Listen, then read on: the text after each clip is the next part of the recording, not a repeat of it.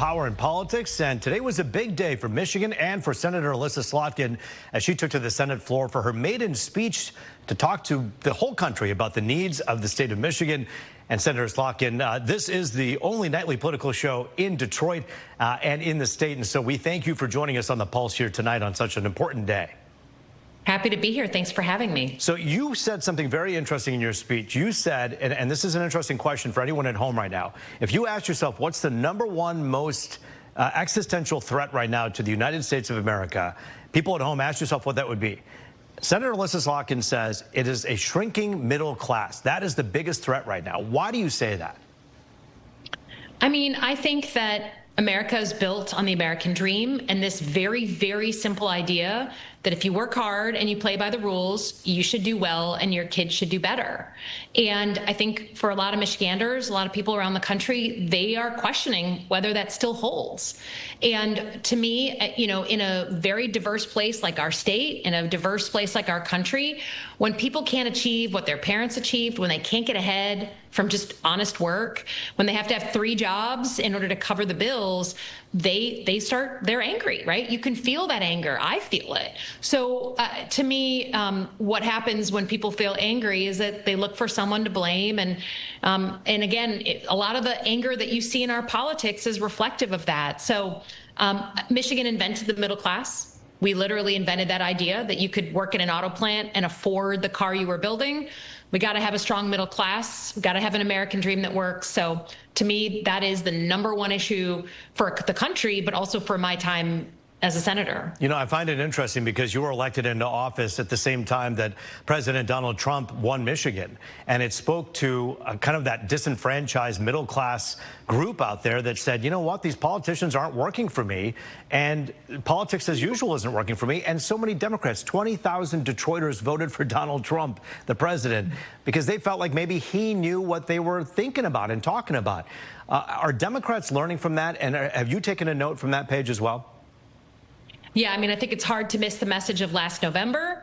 I think it's also hard to miss the message since then, right? Even in like something like these New York City elections for mayor, people want their government to do the basics, the fundamentals. They want to be able to lower the cost of living and save more every month. They want a good job, one job with good benefits where they can save every month. They want a house or be on the path to home ownership. Healthcare that doesn't make you go bankrupt. We need energy. We need a clean environment for our kids, and we need to be safe and secure. So it's kind of like we've lost the ability as a government to do the fundamentals, and no one cares if you have a bunch of trick plays if you can't get your fundamentals right. Let's talk about the temperament of the country right now. People talk about the anger that everyone is feeling right now, and I thought that was interesting. You talked about that, and you said that how did we get to this angry place? And you asked the question, and you answered it in your mind. I wanted to ask you what responsibility Democrats have, because we have seen the finger blamed to Trump and MAGA supporters, but what responsibility do Democrats and Democratic leaders have to get it right when it comes to the temperature of politics in our country? Yeah, I mean, I think we have a responsibility wherever possible to search for common ground. Now, you know, for me as a Michigander, that's easy, right? It's like that's how my dad was a Republican. My mom was a Democrat. Like we come from a place where you have to find common ground every single day in your community with your neighbors. But a lot of my peers, both Democrats and Republicans, come from a state that's either one or the other. Very Democratic, very Republican. So they're not forced to compromise, and they don't think about that. So you got to look for common ground. You also have to stand up for your values, right? And I'm not gonna give up on that just to sort of make something work and everyone be happy and hold hands. But I guess the question is, when you wake up in the morning, are you looking for common ground? And Democrats, as much as anyone, need to be doing that. And if that's your starting place, I think that's a lot healthier of a way to go. Are you doing that right now? And let me ask you specifically, as you are a senator representing all of us, what are you doing right now to work with Republicans to make sure that this country moves forward and not backwards? Yeah, I mean, so every single day, like I'm on the Veterans Affairs Committee, I'm on the Armed Services Committee, agriculture. Those are actually pretty bipartisan committees. You know, when the cameras aren't on and people aren't performing, it's amazing how much work you can actually get done. People act like adults. And So there's still a ton of bills that we are working on every single day that are bipartisan.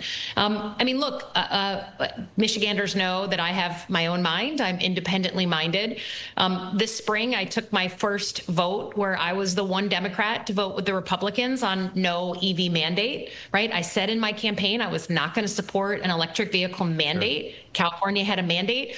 There was a lot of pressure on me from my side of the aisle not to do that. But you know what? I understand where Michigan is. And to me, I don't care what you drive. I just want to build the next generation of vehicles. So I think it's about perspective. And what was really nice about my maiden speech today, because this is kind of a Senate tradition. Members of the Senate come to listen to the freshmen give their maiden speech. I was really glad to see Republicans also showed up. And Senator Katie Britt was there. She and I are the two youngest women in the Senate. And she came. She couldn't have been nicer getting my staff onto the floor so they could witness the speech. Like, that's the kind of stuff. Wow. You gotta use that as a hopeful moment, and we need those moments now. We need a hell of a lot more of those moments, Senator Slotkin, because the people who voted for you, I can tell you right now, you know this, you've taken the temperature. They're sick and tired of the bickering, and I don't care if it's sexy or not. The responsibility is on our shoulders too in the media to bring the stories of bipartisanship and bills that are working well together. You're working on that. We're going to keep covering it. So have your team and you tell us when that's working well, and we'll cover it right here. Yes, sir. Appreciate you. Great to see you. Senator Elissa Slotkin, congratulations on your maiden speech on the Senate floor here.